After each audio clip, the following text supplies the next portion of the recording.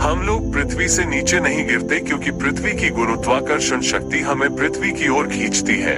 गुरुत्वाकर्षण एक शक्ति है जो द्रव्यमान वाले वस्तुओं को एक दूसरे की ओर आकर्षित करती है। पृथ्वी का द्रव्यमान बहुत बड़ा है, इसलिए इसका गुरुत्वाकर्षण बहुत मजबूत है। जब हम पृथ्वी पर खड़े होते हैं तो पृथ्वी का गुरुत्वाकर्षण हमें पृथ्वी की ओर खींचता है और हमें गिरने से रोकता है। यदि हम पृथ्वी की सतह से बाहर जाते हैं तो पृथ्वी का गुरुत्वाकर्षण कमजोर हो जाता है। जितनी दूर हम पृथ्वी से जाते हैं, पृथ्वी का गुरुत्वाकर्षण उतना ही कमजोर होता जाता है। अंततः हम एक बिंदु तक पहुंच जाएंगे जहां पृथ्वी का गुरुत्वाकर्षण इतना कमजोर होगा कि वह हमें पृथ्वी की ओर नहीं खींच पाएगा। तब हम अंतरिक्ष में तैरेंगे।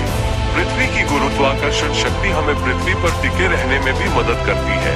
जब हम चलते हैं या दौड़ते हैं तो हम अपनी गति को बनाए रखने के लिए पृथ्वी के गुरुत्वाकर्षण का उपयोग करते हैं। पृथ्वी का गुरुत्वाकर्षण हमें नीचे की ओर खींचता है, जो हमारी गति को बनाए रखने में मदद करता है। कुल मिलाकर हम लोग पृथ्वी से नीचे नहीं गिरते क्योंकि पृथ्वी की गुरुत्वाकर्षण शक्ति हमें पृथ्वी की ओर खींचती है और हमें गिरने से रोकती है। ये गुरुत्वाकर्षण शक्ति हमें पृथ्वी पर टिके रहने में भी मदद करती है। यदि पृथ्वी की घूर्णन गति रुक जाए तो पृथ्वी सूर्य की ओर गिर जाएगी। हालांकि यह एक बहुत ही धीमी प्रक्रिया होगी। पृथ्वी को सूर्य की ओर गिरने में अरबों वर्ष लगेंगे। पृथ्वी की घूर्णन गति दो कारकों के कारण होती है।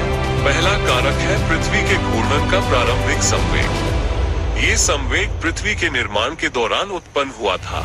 दूसरा कारक है पृथ्वी के अंदरूनी भाग में मौजूद गर्मी। ये गर्मी पृथ्वी के घूर्णन को बनाए रखने में मदद करती है। पृथ्वी के गुरुत्वाकर्षण और घूर्णन गति के संयोजन से ही पृथ्वी अपनी वर्तमान स्थिति में बनी हुई है।